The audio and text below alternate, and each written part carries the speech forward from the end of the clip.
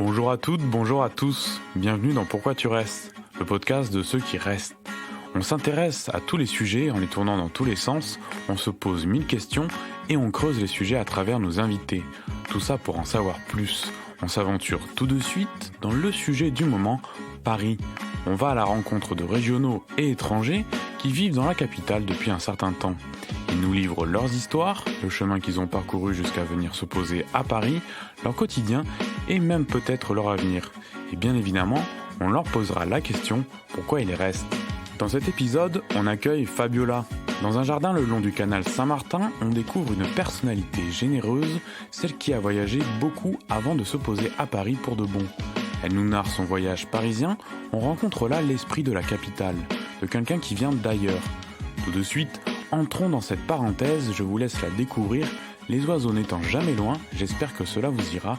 Je vous souhaite un bon moment.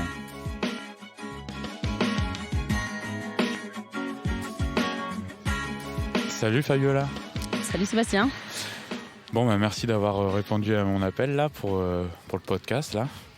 Merci à toi de l'invitation. Ça m'a fait extrêmement plaisir de parler de mon amour pour Paris. Ah, ça commence bien alors. Comment tu te sens aujourd'hui ? Je me sens très bien, il fait beau, il y a le soleil. En plus, c'est une journée avec assez de vent pour ne pas sentir la chaleur. Et ça, c'est mes journées préférées, j'avoue, à Paris. Ah ouais. Et où est-ce qu'on est là ? On est au Jardin Villemain, à côté du canal Saint-Martin. J'habite pas très loin, on est dans le 10e arrondissement. Et c'est un arrondissement qui m'est cher. J'ai choisi d'y habiter parce que j'y sortais beaucoup. Et le canal, ça a toujours eu pour moi des moments particuliers de partage avec des amis, etc. Et du coup, ça me fait plaisir de parler de mon amour pour Paris dans cet endroit et aussi de pouvoir y vivre et de pouvoir l'appeler chez moi. Ok. Et tu peux nous rappeler qui tu es, un peu ce que tu fais, quoi ? Tout à fait. Ouais. Je suis Fabiola Conti. Je suis italienne de naissance, mais parisienne de choix. Je le dis souvent, je dis comme ça.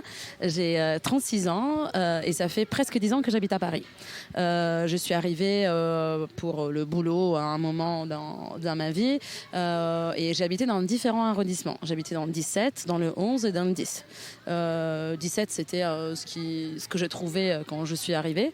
Mais j'avoue que je préfère largement cette partie de Paris 11-10, toujours autour du canal j'habitais. Okay. Donc ça fait un bon moment. Et j'ai travaillé dans le digital pendant très longtemps. Et là, je suis en reconversion professionnelle. Je suis la coprésidente d'un parti politique européen, mais je suis la coprésidente française. Et le parti s'appelle Volt. Okay. Donc c'est Volt France. Donc non pas seulement je suis parisienne pour choix, mais je suis aussi devenue française. J'ai acquis la nationalité et je suis engagée localement. Voilà. Ah, nice. Et tu peux nous rappeler un petit peu, t'es né où en Italie ? À quel moment en fait précisément tu dis t'es arrivé dans le 17e ? Pourquoi tu es arrivé à Paris et dans quel cadre, quel contexte ? Je suis née à côté de Milan, dans l'Italie du Nord, d'une famille modeste qui ne parlait pas de langue étrangère, mais bizarrement, ma mère a toujours eu un amour fort pour le français, que moi je détestais quand j'étais toute jeune. Ah ouais. Et elle me chantait des chansons en français quand j'étais enfant. Mon père il travaillait pour une maison éditoriale et j'avais plein de bouquins de Martine à la maison, que je détestais également parce que je trouvais qu'elle faisait plein de trucs. Mais disons que je me suis rendu compte bien après, mais mon lien avec la France et le français c'était déjà construit quand j'étais toute petite. Et je suis arrivée à Paris après avoir vécu à Berlin. Et je suis venue à Paris pour Paris. Parce que c'était cette ville que j'ai toujours aimée énormément. Et je ne sais pas si c'était intentionnel ou pas intentionnel, mais à chaque fois que je voyageais ailleurs, les personnes avec qui je me sentais plus à l'aise étaient les Français. Et les Français et les Françaises. Et j'étais souvent amie de personnes qui habitaient à Paris. Ouais. Et donc j'ai eu la possibilité de l'explorer en tant que touriste, mais aussi en tant que personne hébergée d'une personne locale. Et donc ça a toujours été intéressant de voir Paris sur des différents yeux. Et à un moment, ça m'a fait dire, non mais cette ville est trop magique, je veux y habiter. Et du coup, j'ai fait le choix de chercher un boulot à Paris. et de m'installer pour cela. Donc j'ai fait vraiment le choix, la démarche moi-même de chercher un boulot à Paris avant d'arriver. Donc je suis arrivée que j'avais un boulot pour profiter vraiment de la ville. Tu avais fini tes études? Oui, ouais, c'est ça. Tout à fait. J'ai étudié en Italie, après je suis partie à Berlin. À Berlin, déjà, j'avais fini mes études, j'ai fait un stage de fin d'études et après je suis restée 3 ans. Ouais. Et Paris, ça a été vraiment le moment où Berlin, ça m'a plu. Hein. C'est une ville géniale, ça bouge beaucoup, mais Paris, ça offre, de mon point de vue, beaucoup plus de possibilités, beaucoup plus de diversité. Ouais. Et j'avais vraiment envie de changement. Mais d'ailleurs, je pensais que Paris, ça allait être temporaire. Parce que mon plan était Berlin, Paris, New York. Et en fait, j'ai mis les pieds et je suis jamais partie. Ah ouais, d'accord. Bon, on y reviendra, pourquoi t'es resté, tout ça. Mais là, en termes d'appartement, là, ça t'a fait pas mal de... J'assimile souvent Paris, tu vois, à plusieurs déménagements. On voyage un peu à travers les arrondissements. Et qu'est-ce que... Donc, t'es arrivé par le 17e, tu m'as dit là. Exactement. Et après, c'est quoi la suite là? C'est en fait, quand on arrive à Paris, on prend ce qu'il y a à prendre, hein, parce que je pense que tout le monde le sait, mais la recherche de logement à Paris, c'est extrêmement difficile. Et du coup, je suis arrivée dans le 17e au Batignolles par hasard, via une des fameuses amies que j'avais visitées à Paris, qui avait une autre amie que j'avais rencontrée durant une de mes visites ici, qui libérait son appartement. Elle a aménagé avec son copain et du coup elle libérait son appartement pile poil au moment où j'arrivais. Donc j'ai vu les photos, on s'est eu au téléphone allez, banco, vendu, loué plutôt que vendu.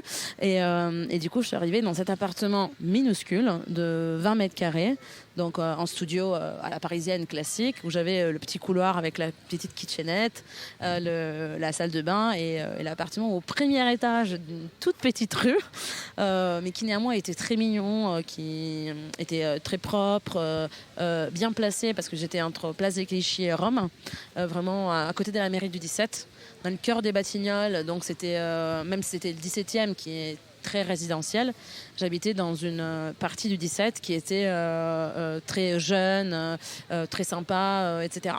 Et en fait, le déménagement s'est fait parce que après 3 ans et demi à Paris, j'ai gagné un peu mieux ma vie et j'ai voulu quelque chose de plus grand, quelque chose avec un peu plus de lumière. Et du coup, j'ai cherché pour un 2 pièces. Mais il n'y a rien qui te dégoûtait en fait, quand tu es arrivé, de fait que tu sois dans un petit endroit et que finalement, tu étais aussi dans le côté des Batignolles, tout ça. Enfin, tu te disais, là, je suis dans le concept parisien, peut-être. Moi, c'était... mes amis se sont souvent moqués de moi en disant que moi, je suis arrivée, que j'étais déjà parisienne. Parce que, l'ayant vécu avec des amis déjà, je savais ce que ça voulait dire Paris. Je savais que ça voulait dire être serré comme une boîte de sardines. Je savais que les surfaces étaient minuscules. Je savais que son café, on le payait 3 € et que sa pinte, 8 €. Donc, je savais déjà tout ce que les gens détestent de Paris. Moi, je le connaissais déjà. Ah, okay. Et donc, ça m'a pas fait... C'est pas le studio qui m'a fait fuir. En fait... J'avoue, hein, au bout d'un moment, après 3 ans et demi, 4 ans, 20 mètres carrés, c'était un peu juste. Ouais. Mais en fait, ça ne m'a pas dégoûté. Non, j'y vivais bien au Batignolles, c'était un quartier sympa. Après, je trouve qu'on s'adapte aussi énormément là où on est. Il était hyper bien placé. J'ai travaillé à Opéra, donc c'était hyper pratique. Ah ouais, j'allais au boulot à pied parfois, ou souvent en bus. Chose jamais vue des Parisiens. Et donc, non, le déménagement, ça n'a pas été j'en peux plus, je pars. Mais ça a été vraiment, j'ai envie d'un truc plus grand. J'évolue. Évolution, exactement. Ouais. Exactement. Et donc, tu es allé où avec ce plus grand? Je suis allée vers Goncourt, entre Goncourt et le canal. Ah, on se rapproche du coin, là. Donc, exactement, à moins d'1 kilomètre. et j'étais à Goncourt, donc dans le 11e, à partir du 11e de Goncourt, en face de la Caravane. Je ne sais pas si tu connais, c'est un bar assez sympa. Ouais. J'habitais en face de la Caravane, rue de la Fontaine-au-Roi, là où il y a eu les attentats. Donc, j'étais dans cette rue tristement connue, dans un 2 pièces au 4e étage, qui était très très mignon d'une amie à moi, un nouveau par un réseau italienne qui quittait Paris pour rentrer et qui avait acheté son appartement et donc voulait le louer à quelqu'un de confiance. Donc, et là, j'avoue que la qualité de ma vie s'est extrêmement améliorée parce que c'était un appartement fait pour y vivre. Et c'était ça qui a changé. À part la surface, où j'avais vraiment une cuisine, une salle de bain, une chambre et un salon, c'était vraiment le fait qu'il était extrêmement bien équipé, extrêmement bien structuré, il avait fait des travaux incroyables. Donc c'est ça qui a changé beaucoup. Et aussi le fait que je me déplaçais beaucoup moins pour sortir. Parce que je sortais déjà vers Parmentier, Oberkampf, le Canal, avant quand j'étais dans le 17. Et bah du coup, je sortais toujours, ou bah souvent, pas toujours, à côté de chez moi. Ah mais t'es bien une des premières personnes là que je rencontre qui me dit je sors plutôt dans le 11e et tout ça quoi. Souvent c'est le 18, c'est ce que j'entends. Mais et ouais, on se rapproche de là où on sort un peu. Oui, exactement. Et après, c'est pour cela que je disais que je sais exactement que mon ancien appartement est à moins d'1 kilomètre parce que j'ai acheté l'appartement où j'habite maintenant. Ah oui. Et je l'ai cherché avec des critères spécifiques. Et je sais exactement la distance parce que j'ai déménagé pendant le Covid. J'ai fait les travaux pendant le Covid. Et du coup, je pouvais aller dans mon nouvel appartement et l'ancien parce que ça faisait moins d'1 kilomètre. Donc j'étais dans les règles, dans le décret, etc. Et j'ai expressement cherché par ici parce que je me sentais très bien. Alors, j'avoue que changer de bord du canal, ça change tout. Mais je suis quand même très proche de là où j'étais. J'avais une petite épicerie italienne où j'achetais mon prosciutto ou mon parmigiano que j'aime beaucoup. Et je suis devenue copine des personnes qui y travaillent. Et donc, je peux encore y aller d'ici, de cet appartement. J'avais en fait mes petits repères. Le boulanger, forcément, j'ai dû le changer. Mais en fait, c'était un coin que j'aimais beaucoup et que je suis arrivée à recréer ici, mais qui n'est pas resté trop loin. Voilà. Ah, mais ça, c'est plutôt pas mal, ça. T'as pas eu à bouger beaucoup. Et en fait, j'avais envie de te demander si il y avait eu des difficultés quand même à l'arrivée à Paris. Il y avait eu des choses. Tu avais quand même déjà l'esprit qui était ouvert à cette grande ville et cette ville que tu allais aimer. Mais il n'y a pas eu spécialement d'accroche, ou d'anicroche. Les difficultés ont été plutôt, j'avoue, d'un point de vue administratif. Donc tout ce qui est carte vitale, quand on est étranger ou étrangère et on arrive à Paris, la carte vitale, je pense que c'est plus facile d'avoir un certificat de mariage d'un pays au bout du monde, la Nouvelle-Zélande, ou même en Nouvelle-Zélande ça peut être facile, des Fidji par exemple, un pays qui parle pas anglais, plutôt que d'avoir sa carte vitale. Alors la carte vitale, c'était un enfer, parce que il m'a fallu me déplacer énormément de fois pour obtenir des attestations. Mais il fallait obtenir des attestations, non pas au centre Amélie, mais ailleurs, à l'URSSAF. Et l'URSSAF, il voulait un truc qu'Amélie voulait. Et en fait, on avait l'impression d'être dans Astérix et Obélix, quand ils tapent à toutes les portes des commerces. Sans fin. Bureau numéro 1, bureau numéro 26, la carte vitale, ça m'a pris, je pense, 2 ans à l'avoir. Quand même en sacre temps pour quelque chose qui devrait être beaucoup plus facile. Ouais. C'est là, je dois dire que ça n'a pas empêché d'être soigné ou d'être traité par le système médical français. Et même les taxes, qui c'est le grand monstre des étrangers étrangères en France. Moi, je trouvais cela quand même assez facile. Il y avait toujours de la bienveillance de la part des personnes avec qui j'ai eu affaire. Et donc, ça n'a pas été facile, mais ça n'a pas été extrêmement difficile, j'avoue. Et aujourd'hui, t'es bien installé à Paris, c'est cool et tu aimes cette vie. Et raconte un peu, c'est quoi ton équilibre à Paris, pourquoi tu aimes rester à Paris. Et moi, je décris toujours Paris comme ma plus grande histoire d'amour. C'est 10 ans et je m'en lasse pas. Et donc, c'est même pas parce que pourquoi je suis restée, mais c'est toujours la même question et pourquoi je suis venue. Parce que c'est exactement la même chose. Ça a évolué avec le temps, mais ça a évolué en mieux. Et moi, C'est une ville difficile. J'avoue que c'est pas une ville évidente. Il y a beaucoup de monde. Bon, la beauté est pour tout le monde. Donc, je trouve aussi que moi, je suis contente de voir qu'il y a autant de personnes qui aiment Paris. Il y a des gens qui ne supportent pas les touristes, etc. Et moi, je suis orgueilleuse d'habiter dans une ville qui est autant aimée par les gens qui y habitent pas. Alors, ça m'agace un peu aussi, hein, les touristes à tous les coins, etc. Mais même sans le tourisme, on l'a vu avec le Covid, Paris est blindé de personnes qui veulent faire les mêmes choses. Donc on fait la queue pour plein de trucs.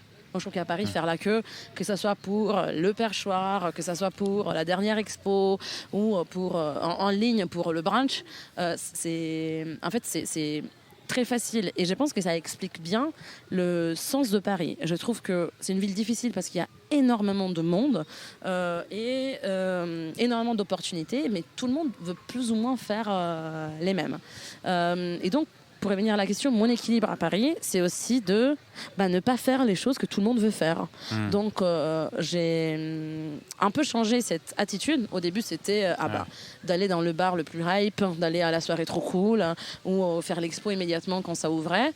Et j'ai appris avec le temps que c'est pas grave si j'ai raté une expo, que si j'ai jamais vu le bar éphémère qui dure que 2 jours ou 2 mois, c'est pas grave. Et ça m'a permis de vivre Paris avec beaucoup plus de calme. Un truc que je faisais avant d'avoir mon vélo, c'était par exemple, j'avais décidé après quelques ans à Paris, j'ai arrêté de courir pour le métro. C'est une grande avancée. Énorme. Quand j'habitais encore à Parmentier, je descendais sur le quai et bizarrement en fait j'optimisais, hein. Donc j'arrivais, c'était le fond du train et je savais que je devais sortir des vents. Oui.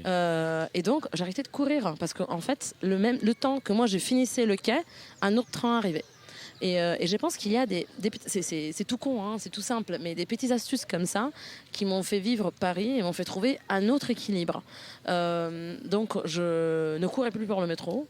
Je souriais dans le métro aux gens et parfois le matin je faisais un pari, je me disais alors je vais sourire, je vais voir qui sourit en premier.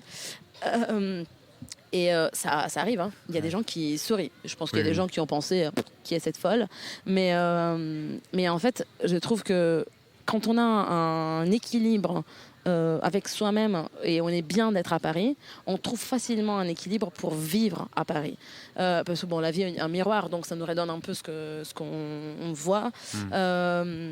Et le fait de ne pas être toujours dans le plus beau, le mieux, le plus connu, etc., en fait, ça m'a permis de profiter de coins de Paris qui sont un peu moins connus, plus à moi, voilà. Et tu sais, souvent les gens quand ils arrivent à Paris, ils vivent pas ici, mais ils sont oppressés, tu sais, ils se disent ça va trop vite. Qu'est-ce que tu penses dire à ça, par exemple, tu vois? Ça c'est absolument, oui, absolument. La ville elle va extrêmement vite. Après, comme je disais, je viens d'un petit pays, un petit village à côté de Milan. Milan, ça va aussi très vite. Donc, Berlin, ça allait moins vite, mais Berlin, c'est extrêmement étalé. Donc, c'est aussi facile d'aller moins vite. Je pense que c'est pas propre à Paris. Je pense que c'est propre aux grandes villes. Et c'est vrai que les gens parfois sont agaçantes et agacés. Mais c'est une surface plus petite que celle de Milan. Il y a 12 millions de personnes qui y passent tous les jours. Ouais. Moi, j'invite tout le monde à passer un moment dans une surface si petite et avoir autant de monde et pas être agacé par les gens. Donc, je pense qu'il y a aussi, c'est là à comprendre. Parce que, comme je disais tout à l'heure, en fait, Paris, c'est pour tout le monde. Et donc, c'est normal. C'est l'habitude qu'il y a autant de personnes. Et donc, c'est pour ça que ça va vite. C'est parce qu'on doit arriver avant quelqu'un d'autre, parce que sinon, il y a quelque chose qui nous ratons. Et donc, je comprends d'être oppressé. Je comprends que être la foule dans le métro, elle est oppressante et on n'arrive pas à respirer dans le métro, hein, honnêtement. Mais voilà, pareil, il y a d'autres manières de vivre, je pense. Oui. Parce que pas courir pour le métro, ça fait paraître 1 minute. qu'est-ce que c'est une minute dans une journée. C'est difficile, hein, parce que quand on va au même pas que les autres, donc c'est difficile de ralentir. Mais je pense que moi, ça m'a pas apporté. J'ai pas ralenti dans ma vie. J'ai juste ralenti dans les transports en commun et en prenant en fait le temps en prenant pas le même pas que les autres. Tu veux dire par là qu'il faut prendre aussi un peu de hauteur et reprendre un peu ses propres rails, quoi. Exactement. De sa vie, de ce qu'on veut en faire, en fait, voilà. de Paris. Exactement, parce que je pense que Paris est court. Paris court tout le temps. Mais c'est ce que je disais un peu avant. Je pense qu'à Paris, il faut un équilibre intérieur pour pouvoir la vivre bien. Parce que sinon, effectivement, on est un peu phagocyté par les opportunités, la course, les couleurs, les gens, les bruits, les possibilités. C'est vraiment... il y a vraiment tellement de choses, tellement de gens que moi, ça ne m'étonne pas que les gens se sont oppressés. Mais pas plus que dans une autre ville. Je trouve par exemple New York, c'est similaire. Et même là, on est oppressé d'un point de vue visuel, hein, parce que on ne voit pas le ciel. Donc à Paris, malgré les toutes petites ruelles, etc., on peut voir des perspectives, merci Haussmann, au fond des boulevards, etc. Donc on a quand même des entonnoirs de ciel qu'on voit entre les bâtiments.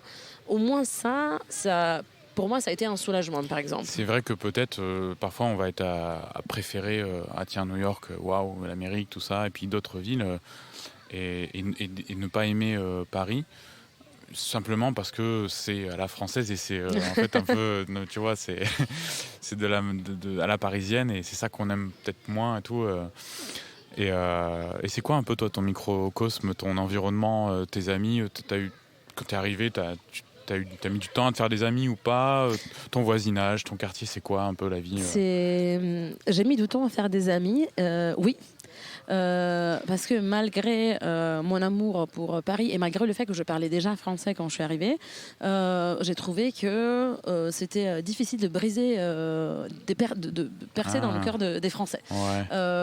Ça, effectivement, ça a été quelque chose de un peu plus difficile. Je suis arrivée dans une entreprise où il n'y avait pas beaucoup d'employés et où les employés qui étaient avaient leur famille, avaient leurs enfants, avaient déjà leur cosme. Et du coup, par les collègues, c'était difficile. Et normalement, c'est la première porte d'entrée pour les personnes qui arrivent à Paris. Néanmoins, j'avais d'amis ou des personnes que j'avais rencontrées lors de mes voyages ou de ma vie avant d'arriver à Paris. Et donc, j'avais déjà un socle d'amis, des personnes sur lesquelles je pouvais compter. Et ça a aidé énormément parce que elles m'ont présenté la ville d'une manière à leur manière. Elles voyaient la ville déjà parce que soit elles étaient nées ici ou soit elles avaient vu des choses avant, elles avaient vu des choses évoluer. Mais effectivement, avoir des amis, ça a été quelque chose de difficile au début. Je suis quand même y arrivée, heureusement. Ça fait 10 ans, donc je suis arrivée à le faire. Mais c'est vrai que c'était compliqué. Et en ce moment, mon cause, moi je suis parisienne de base, c'est qu'il y a des gens qui habitent rive droite. Donc moi j'habite rive droite et c'est des personnes que, malgré eux-mêmes ou malgré moi, hein, c'est beaucoup de monde qui habite rive droite. Et donc ça s'étale entre le 9, le 18, le 10, le 11, le 12. Mais en fait c'est toute cette partie que je fréquente le plus. Ça arrive aussi dans le centre, donc Paris 1, 2, 3, 4. Mais c'est ça. C'est pas... Alors, mon quartier est celui-là, donc c'est le 10e, c'est vraiment la partie de Valmy. Parce que je connais le boulanger, le couturier, le pressing, et j'aime bien aussi cette vie de quartier. Je connais mes voisines, mais ça n'a pas été le cas partout. Okay. Et par exemple, dans le 17, je voyais jamais personne. Il n'y avait jamais personne dans le bâtiment où j'habitais. Et dans le 11e aussi, c'était un peu plus difficile. Ici, je pense que c'est aussi le Covid, mais je croise beaucoup plus mes voisins. Avec certains, je suis devenue amie. Et donc, j'ai vraiment une vie de quartier plus développée. Néanmoins, je suis quand même quelqu'un qui sort aussi de ses zones de confort, etc. Et qui va chercher ailleurs. Mais malgré, moi, je trouve que la rive gauche est magnifique. Mais j'avoue que j'ai très peu d'occasions de traverser la Seine. Voilà, après, c'est souvent fait à l'occasion. Hein, mais Exactement. Mais j'y trouve très peu l'occasion de traverser la Seine. Et après, quand je la traverse à vélo, je suis toujours épatée. J'ai toujours un sentiment de satisfaction de me dire mais je veux pas y croire que j'habite ici, parce que c'est là où je vois vraiment Paris. Quand on traverse la Seine, je trouve que ça fait vraiment on est là. Oui, tu te rends compte que tu passes ta l'île de la Cité, tu as l'île Saint-Louis, et puis tu as une perspective sur le Grand Palais, des choses comme qui ça. Est incroyable. Et donc c'est là que je me rends compte vraiment que c'est Paris, mais j'ai très peu l'occasion de le faire. J'avais des très bonnes amies qui habitaient dans le 6, et maintenant ils ont déménagé, une dans le 2 et l'autre il habite maintenant dans le 9, donc ça crée plus l'occasion vraiment. Tu parles de vélo, là, tu te déplaces exclusivement à vélo maintenant ? Maintenant oui, exclusivement à vélo, même quand il pleut. J'ai appris à voir comme une vraie Parisienne mon ciré breton rouge, non pas jaune, mais j'ai un vélo électrique qui m'a changé la vie. Moi, j'ai l'impression que ça me prend 5 minutes d'aller partout. Et je trouve que j'utilisais le Vélib avant. Et la première fois que je l'ai utilisé, la mauvaise idée, c'était à la nuit blanche de la première année quand je suis arrivée, en 2013. C'est en octobre, la nuit blanche, ça. Exactement. Moi, je suis arrivée en septembre 2013. Et donc, octobre 2013, je me dis, c'est tellement facile de se déplacer à vélo. Allez, j'étais avec une copine qui venait d'arriver, elle aussi, à Paris. Et on a eu cette idée de se déplacer à vélo avec le Vélib de Place de la Bastille. Donc, pas le plus facile non plus. J'étais un peu traumatisée, j'avoue, parce que il n'y avait pas les voies cyclables comme maintenant. Et ma première expérience à vélo à Paris, c'était complexe. Et du coup, je me suis dit, ok, nuit blanche, énormément de monde, Vélib, difficile, mettons-le de côté. Et donc, j'ai mis le Vélib de côté pendant un bon moment, pendant 4-5 ans. Et après, j'ai repris un abonnement, donc j'ai utilisé le Vélib beaucoup plus régulièrement. Mais je ne sais pas si c'était parce que la première impression était un peu partie, aussi parce que les infrastructures, elles avaient notablement changé. Et donc, c'était beaucoup plus safe de rouler à Paris. Ce qui m'a fait arriver à avoir, et pour des questions écologiques et pour des questions de déplacement, acheter un vélo. Je voulais acheter un vélo normal, un vélo de base, mais un ami vendait son vélo électrique. Il avait besoin que quelqu'un le stocke d'abord, parce qu'il partait en voyage 3 mois et il voulait que quelqu'un le stocke. Il m'a dit, tu veux l'utiliser ? Pourquoi pas. Et quand j'ai commencé à utiliser un vélo électrique, ça me donnait un sens de liberté dans Paris incroyable. Et je l'utilisais aussi pour des rendez-vous professionnels. Donc je partais maquillée avec des talons et j'arrivais exactement dans le même état. Même si je parcourais, en fait, même dans le 15e. La téléportation, quoi. Exactement. Ça me semble un peu d'avoir ça. Le vélo électrique, ça me donne cette sensibilité. Et du coup, je me déplace quasi exclusivement à vélo dans Paris, oui. Cool. Ça change du métro, du bus peut-être aussi. C'est bien le bus aussi. Hein, moi, le bus, j'adorais. Ouais. J'étais même devenue, je dirais pas amie, mais je reconnaissais les chauffeurs de bus qui passaient devant chez moi. Cool. Parfois même, comme moi, mon arrêt de bus était après, il passait dans ma rue, mais il était après mon portail. Je leur faisais signe et ils m'attendaient à l'arrêt de bus. Parce que c'était le bus 66 qui allait à Opéra, à l'époque où j'habitais au Batignolles. Et vraiment, donc, même là, j'avoue que, oui, la vie est difficile et les gens sont agressifs. Mais quand on sourit aux chauffeurs de bus et on leur dit comment vous allez, le chauffeur ou la chauffeuse, peu importe, comment vous allez, et qui revient régulièrement sur la même route, Moi, il m'attendait à l'arrêt du bus. J'ai l'impression que ça dépend que de nous aussi. Hein. Exactement. C'est ça en fait. Ça change tout, la manière dont on approche les gens. Après, les gens répondent de manière différente. Voilà. Ouais. Il faut l'accepter à ce moment-là. Ouais. Et tu t'es considérée parisienne à partir de quel moment ? Tout de suite ? Moi, ouais, je l'ai senti assez fort, assez rapidement. Alors, je ne me rappelle pas le moment précis où je me suis vraiment sentie parisienne, mais je me rappelle d'un moment où on m'a fait une remarque. Et c'était un moment où j'ai utilisé le fameux aspirer. Oh. Alors, et ça, c'est une très bonne copine, Sarah, qui maintenant habite à Munich, mais que j'avais rencontrée quand j'avais 18 ans, je pense. Elle, parisienne. Elle, c'est une parisienne. Elle est une parisienne. D'accord. C'est une parisienne. Et on dînait dans un bistrot, en brasserie dehors. Et à un moment, j'ai fait comme ça. Et elle me regarde, que je ne sais plus faire maintenant, je ne sais pas pourquoi, mais elle m'a regardée, elle m'a dit, ça y est. T'es parisienne. Et voilà, donc ça a été, et c'était même pas un an après que j'étais arrivée. Ah, quand même. Donc ça, c'était vraiment le moment qui pour moi est marquant. Mais j'y m'y sentais déjà avant. Ouais, c'est ça. Ouais. Et est-ce que tu connais des vrais Parisiens, tu sais, des Parisiens qui sont nés à Paris? J'en connais plein. Ouais. Sarah, par exemple, elle est dans le 14e. Elle a habité toute sa vie dans le 14e avant d'aller en France, avant d'aller en Allemagne ou ailleurs. J'ai une autre amie, Claire, qui est née dans le 3e, qui a fait son lycée dans le 3e et qui a fait énormément sa vie dans le 3e. Donc les Parisiens pour souche, j'en connais. Pure souche, ils existent. C'est pas des êtres mythologiques. C'est difficile à trouver, mais ils existent. Et je trouve que ces personnes-là, ils aiment Paris.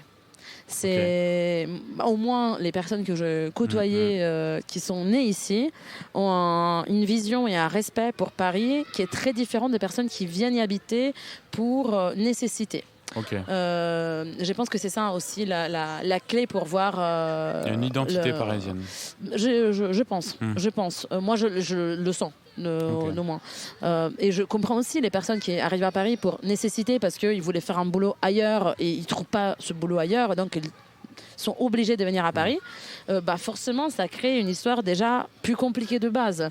Parce que c'est pas un choix, c'est une rupture. Et donc, je comprends que Paris puisse être vécu comme une ville imposée et non pas choisie. Ouais, je vois ce que tu veux dire. Et d'ailleurs, tu as beaucoup d'amis, à contrario, est-ce que qui viennent d'ailleurs de Paris?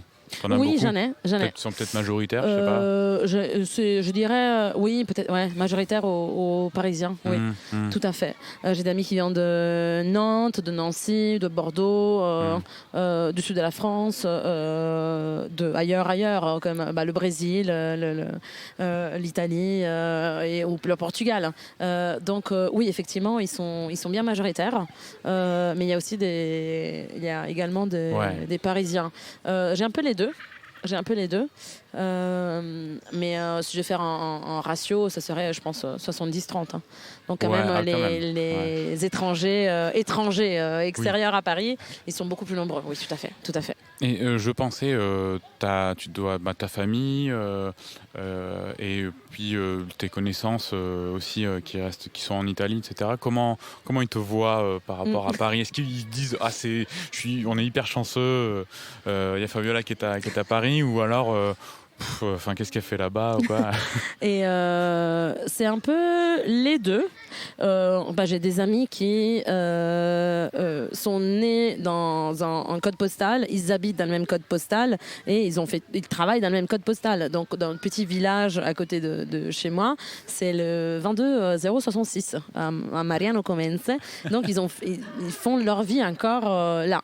Et pour eux, ils ont du mal à comprendre pourquoi moi je vis ailleurs, comment j'ai pu quitter l'Italie, le bled, etc. Mais j'avoue que la plupart, c'est parce que aussi, moi j'ai toujours eu un esprit international. Comme je te disais, je viens d'une famille qui ne parle aucune langue étrangère, assez modeste, mais qui m'a appris la culture de très jeune, et je pense que c'est un peu ça qui m'a apporté un esprit international. Et du coup, j'ai des amis aussi en Italie qui sont soit internationaux ou bien on comprennent l'enjeu de l'international. Et la plupart, ils sont très contents que j'ai un canapé lit et qu'ils puissent venir me voir Voilà, quand c'est ils cool. veulent. Et j'avoue, même ma famille, ma mère, elle parle français de mieux en mieux. Elle le parlait déjà un peu quand j'étais gamine, et là elle le parle de mieux en mieux. Ça l'a d'autant plus encouragé. Hein. Exactement. Et en plus elle est très contente parce qu'avant ma famille venait me voir à Berlin, mais ma mère, mon père ou mon frère parlent un mot d'allemand. Et là ils viennent, ils sont venus même quand moi j'étais pas là, j'étais en vacances, donc ils sont venus passer du temps à Paris sans moi, parce qu'ils se débrouillent bien, ils aiment bien la ville, et ils comprennent mon amour pour la ville. Ils me voient aussi d'une manière différente. En fait, moi, je suis aussi très reconnaissante à Paris parce que ça m'a donné des opportunités de travail que j'aurais pas pu avoir ailleurs. L'Italie, c'est pas la même chose au niveau de récompensation du travail. Il n'y a pas de SMIC, il n'y a pas les mêmes salaires. Le coût de la vie est assez similaire, peut-être un peu moins cher. Et donc, je pense que les personnes qui me connaissent voient aussi ce que je considère un succès. Tout est relatif dans la vie, mais pour moi, ça l'a été. Et du coup, je pense que ça m'a rendu aussi une femme plus épanouie, Paris. Ok, pas mal, super. Et tu te vois pas partir d'ici quelques années ou... Si Non, j'aimerais pas vraiment partir. Après, on sait jamais. Voilà, On ne sait jamais, donc je ne sais pas. Mais j'avoue que acheter un appartement, c'était une sorte de sécurité, de me dire, alors j'ai toujours une raison pour revenir à Paris. C'est déjà une minuscule partie de cette ville m'appartient, sur le papier, mais aussi la chose de se dire, c'est vraiment une raison pour toujours être attaché à cette ville si jamais la vie m'amènera ailleurs. Mais non, j'ai pas prévu de partir dans les années qui viennent. Non, pas pour l'instant. Alors, mais tu conseillerais quoi à quelqu'un qui arrive aujourd'hui à Paris, qui soit étranger ou alors n'importe où, quoi, de région, tu vois, française, quoi. Quand tu arrives à Paris, tu lui conseillerais quoi à quelqu'un ? Qu'est-ce que je conseillerais de prendre Paris pour ce qu'elle est, pour ne pas tomber dans le piège de se plaindre parce qu'il fait chaud, parce qu'il fait froid, parce qu'il y a trop de monde, etc. Sinon, on s'en sort plus, en fait. Donc, de prendre Paris et de la vivre pour ce qu'elle a à offrir, et de se concentrer sur toutes les possibilités que cette ville offre, plutôt que sur les côtés négatifs. Oui, bien sûr, une bière coûte 8 €. Oui, bien sûr, les cocktails, il coûte une blinde et c'est difficile. Mais trouver des voies alternatives. Donc, faites un pique-nique et profitez de la vue. Allez peut-être voir les galeries plutôt que l'expo blindée. Je trouve qu'il y a des moyens de vivre Paris et ne pas être étouffé. Et donc, je conseillerais ça. Essayer de découvrir le Paris plus tranquille, plus calme et qui court moins. Pour ne pas être en fait oppressé, parce que c'est souvent, comme tu le disais tout à l'heure, l'impression des personnes qui arrivent. Et surtout, je conseille aux personnes qui viennent à Paris d'habiter là où il y a un arrêt de métro. Alors, Paris ou ici les Moulineaux, ça change pas grand-chose, honnêtement. Même si, il y a quelques années, j'aurais dit pas ça.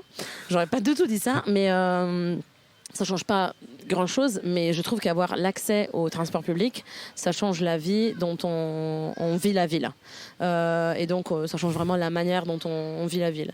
Donc, plutôt payer quelque chose plus, mais choisissez un endroit où vous avez accès au métro. Parce que même si tu te déplaces aujourd'hui en vélo, tu dirais qu'il y a... les transports à Paris, on est bien, là ? Moi, j'aime beaucoup. J'aime beaucoup les transports à Paris. Je trouve qu'ils sont extrêmement efficients pour la surface qu'on a. Ouais. Après, je trouve beaucoup plus compliqué toute la ligne de RER. Donc, je spécifiais bien métro parce que le métro, c'est beaucoup plus fonctionnel. Maintenant, même la ligne 13 que je prenais quand j'habitais dans le 17, elle est beaucoup plus facile à prendre parce qu'il y a la 14 qui a un peu soulagé la 13. Mais côté RER, c'est beaucoup plus compliqué. J'ai eu à faire des déplacements professionnels avec les RERB pendant un mois et j'ai compris les gens qui se plaignent des transports. Hein. Moi, je trouve que les transports dans Paris intramuros, ça va. Mais dès qu'on sort de Paris, c'est beaucoup plus compliqué. Donc, il y a vraiment un travail régional à faire. Ah oui, les gens qui... Ça fatigue, hein. Ah oui, énormément. Et surtout que, on va pas faire un enjeu politique de ça, mais en soi, énormément de villes clés qui sont excentrées de Paris, ne sont pas du tout liées à Paris. Rungis, il n'y a pas de métro, il n'y a pas de train. Donc, à un moment, je comprends les gens qui se déplacent en voiture parce que la région ne leur donne pas une autre possibilité. Et donc, je comprends la fatigue de dire je suis dans les bouchons tout le temps parce que je n'ai pas d'autres moyens. Pour les personnes qui vivent en dehors de Paris, donc pas intramuros, c'est une réalité. Donc ça, je comprends. Mais pour les personnes qui ont la possibilité, là où il y a un arrêt de métro, ça simplifie énormément les choses. C'est un accès plus facile à tout. Sauf la ligne, je peux me permettre, la 3B et la 7B, parce que c'est pas de vraies lignes de métro, c'est des boucles qui n'ont pas beaucoup d'accès. Mais sinon, les autres lignes, c'est pas mal. Ah ouais. Et on arrive un petit peu à la fin là, mais je vais te poser des petites questions un peu qui relèvent un petit peu de Paris, tu vois. Est-ce que tu avais un lieu dans Paris que tu trouvais que c'est un peu l'idéal parisien un peu? Oui, j'en ai deux même. Un, c'est la place des Vosges.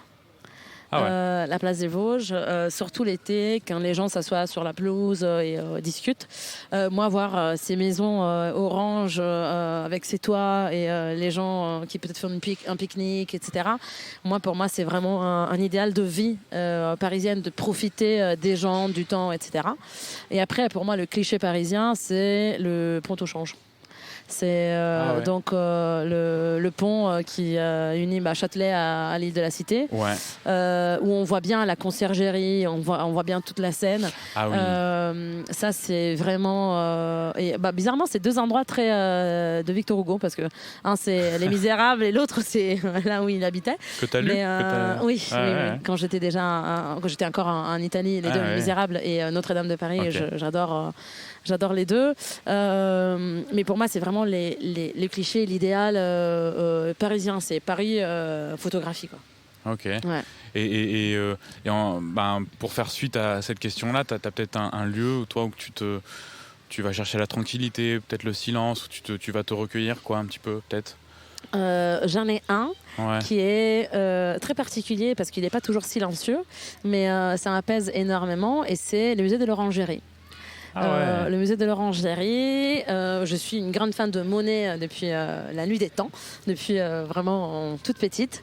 Donc l'Orangerie qui est au jardin de Tuileries. Exactement. En bout, là. Exactement. L'Orangerie au jardin de Tuileries, qui, surtout les salles là-haut, les salles ovales avec les nénuphars de Monet. C'est un endroit que pour moi c'est l'endroit du calme dans la vie chaotique parisienne. Et d'ailleurs, je l'ai appris après, mais l'endroit a été construit exactement pour ça. Les deux salles sont ovales pour faire un symbole de l'infini, justement pour décrire un peu le calme dans la vie frénétique. Et c'est exactement l'impression que m'a toujours donné cet endroit. C'est bien ça. Mais tu peux y aller souvent, en fait? Tu peux y aller quelques fois dans l'année? Alors, en ce moment, je suis au chômage, et du coup, l'entrée est gratuite pour moi. Oui, carrément. Et donc, j'y vais assez souvent. Parce que je peux y aller. Je vais surtout en fin de journée. Oui. Parce que il y a un moment où les vigiles et les personnes dans le musée chassent tout le monde. Et moi, je reste sur la porte. Et je reste là toute seule, regarder les tableaux. Et ça, c'est vraiment mon moment de kiffance. C'est totale. Une bonne tactique. Et à contrario, il y a peut-être un son, un bruit qui est, pour toi, tu l'identifies vraiment à Paris, quoi. Oui, alors le bruit, pour moi, c'est les bruits de la grande ville, donc les gens qui parlent, les bruits des pas sur les cailloux. Mais sinon, le bruit que pour moi, il y a deux bruits, c'est le bruit du vent. Paris est une ville avec beaucoup de vent. Et je me rends compte quand je laisse des messages vocaux à des amis, par exemple. Donc il y a toujours ce derrière. Là, on l'entend même maintenant. Et sinon, un autre bruit, c'est le ta ta ta ta. de la SSF. C'est les deux bruits très différents, mais qui pour moi sont les bruits de Paris. Et t'en profites beaucoup, ça veut dire que tu pars souvent au week-end au vert ou des trucs comme ça Pas forcément. Pas forcément, mais on l'entend. J'habite pas loin de Gare de l'Est, donc même quand je dois aller acheter quelque chose ou prendre le métro, ça m'arrive souvent de passer par la gare. Et du coup, c'est vraiment un bruit que j'entends. Et avant, j'habitais pas loin de Gare Saint-Lazare. Et du coup, je pense que c'est... Tu entendais aussi quelque part de loin Exactement. Je l'entendais même de loin. Pour aller au boulot, quand j'habitais dans le 17, je passais à côté de la place de l'Europe, là où il y a les rails Oui, c'est une place où en fait, il y a les rails qui passent en dessous. Exactement. Et on peut voir les trains passer. Et on l'entend bien. On l'entend bien, le bruit. Et alors, peut-être un peu plus dur, mais est-ce qu'il y a une œuvre qui définirait Paris, que tu dirais, tu regardes cette œuvre ou tu l'entends, je sais pas. T'as une idée peut-être? C'est une question difficile parce que pour moi, Paris en soi est une œuvre. Et il y a eu énormément d'œuvres qui ont défini Paris. Mais je pense que si je dois en choisir une, je dirais Les enfants qui s'aiment de Jacques Prévert. C'est un poème et qui, pour moi, décrit bien Paris parce que c'est ces enfants qui s'aiment, c'est-à-dire les enfants qui s'aiment au port de la nuit et qui sont là pour personne. Et en plus, c'est des enfants qui s'aiment tellement qu'ils ne voient pas les gens passer, qui s'en foutent un peu du monde autour. Et ça, pour moi, c'est Paris, en fait. Ça, c'est extrêmement beau. Paris, elle s'aime. Moi, dans mon imaginaire, Paris, elle s'aime énormément. Elle se plaît.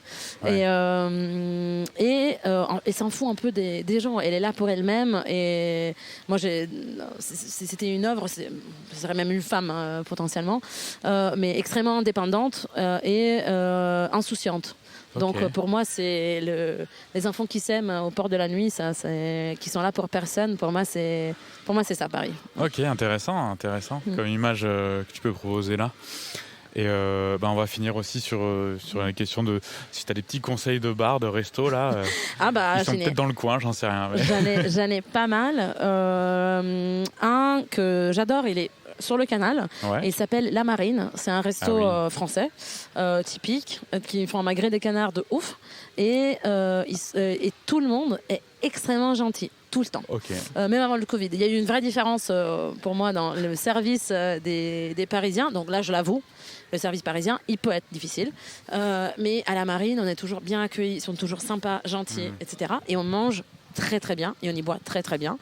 Un autre endroit que j'aime beaucoup est en angle de Bretagne à Paris, qui est Little Brett's à place de l'Odéon.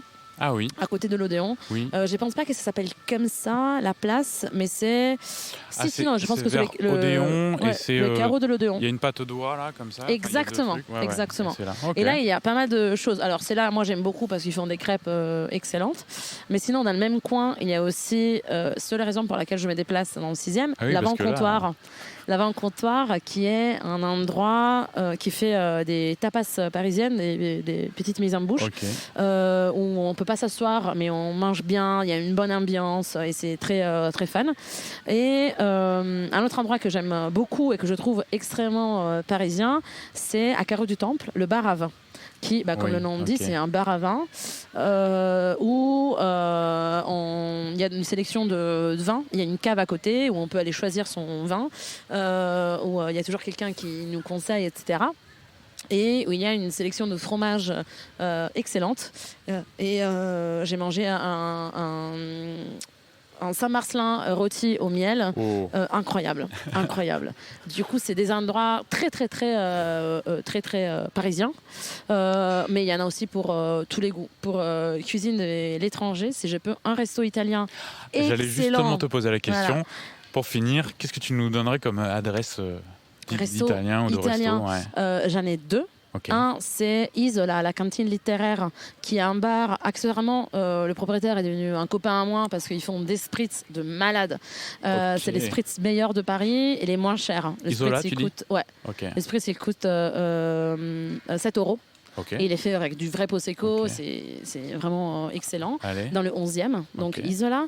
Et comme resto, les Amis de Messina. Il y en a deux, il y en a un à Sentier et un vers Rue Diderot, Faubourg Saint-Antoine.